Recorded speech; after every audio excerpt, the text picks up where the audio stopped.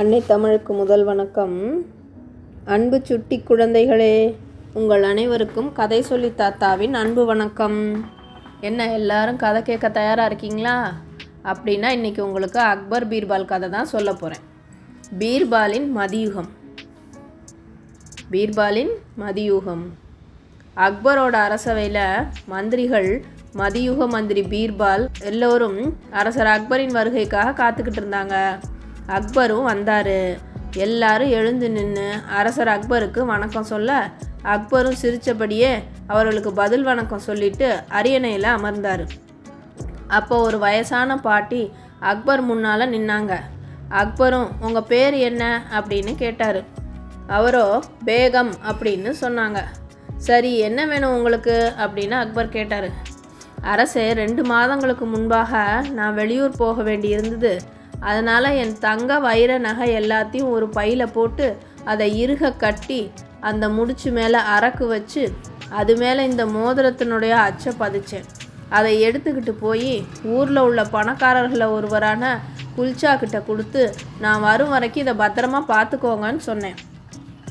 அவரோ அதை வாங்க மறுத்து என்னையும் அழைச்சிக்கிட்டு போய் அவரோட தோட்டத்தில் ஒரு மண்வெட்டியை எடுத்து கொடுத்து மண்ணை தோண்டி நீயே அந்த பையை புதைச்சி வையே, உனக்கும் எனக்கும் தவிர யாருக்கும் தெரியாதுன்னு சொன்னார். உடனே நானும் அப்படியே செஞ்சேன். ஊருக்கு போயிட்டு நான் நேற்று வந்து குல்ச்சா வீட்டுக்கு போய் என் நகைகளை கேட்டேன். அவர் என்னை அழைச்சிக்கிட்டு தோட்டத்துக்கு வந்தார். மண்வெட்டியை கொடுத்து நீ புதைச்ச இடத்துல தோண்டி எடுத்துக்கோ அப்படின்னு சொன்னார். நானும் நான் புதைச்ச இடத்த ஞாபகப்படுத்தி தோண்டினேன். அக்பர் ஆவலோட பை கிடச்சிதா அப்படின்னாரு. பேகம் பாட்டியும் கிடச்சிது அரசே அப்படின்னு இழுத்தாங்க. அப்புறம் என்ன அப்படின்னு கேட்டார். அதுக்குள்ளே என் நகை எதுவுமே இல்லை அரசே அப்படின்னு சொன்னாங்க. அக்பருக்கு ஒன்றுமே புரியலை. நமது மதியூக மந்திரி பீர்பால் இருக்க நமக்கு என்ன கவலை அப்படின்னு நினச்சிட்டு, பீர்பால் நீங்களே இந்த வழக்கை விசாரிச்சிருங்க அப்படின்னு சொல்லிட்டாரு.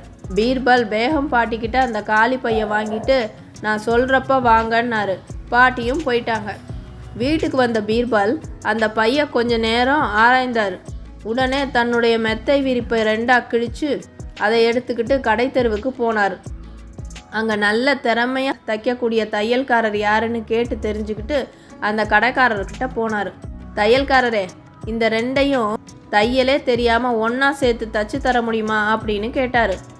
அவரும் ஏன் முடியாது, கொண்டாங்கன்னு வாங்கி 2ஐயும் ஒன்றா சேர்த்து தச்சு கொடுக்க பீர்பால் தன் மெத்த விரிப்பை பழைய மெத்த விரிப்பு போல ஒன்றா இருப்பதை தடவி பார்த்து மகிழ்ந்தார்.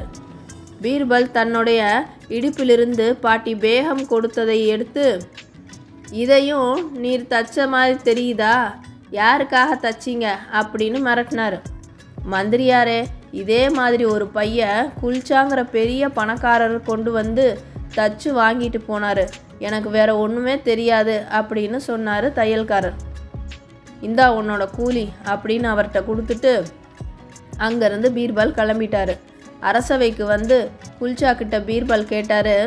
பேகம் பாட்டி நகையை உன் தோட்டத்தில் புதைச்சது உண்மைதானே அப்படின்னு பீர்பால் கேட்க, அவரோ நகையா என்னன்னு எனக்கு தெரியாது, பையா அவங்களே புதைச்சாங்க, அவங்களே தோண்டி எடுத்திருக்காங்க, நான் எந்த தப்பும் பண்ணலைங்க அப்படின்னு சொன்னார்.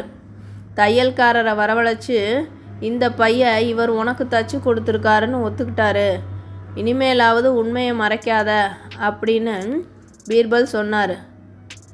நகையை பாட்டிக்கிட்டேயே திருப்பி கொடுத்துரு, இல்லைன்னா உனக்கு சிறை தண்டனை தான் அப்படின்னு பீர்பால் சொல்லவும் குல்ச்சா நகையை திருப்பி கொடுக்கறதா ஒத்துக்கிட்டாரு. என்ன குழந்தைகளே, நம்ம பீர்பாலின் அறிவுத்திறன் அதுதான். மதியூகம் எப்படி நல்லா இருக்கா? நன்றி.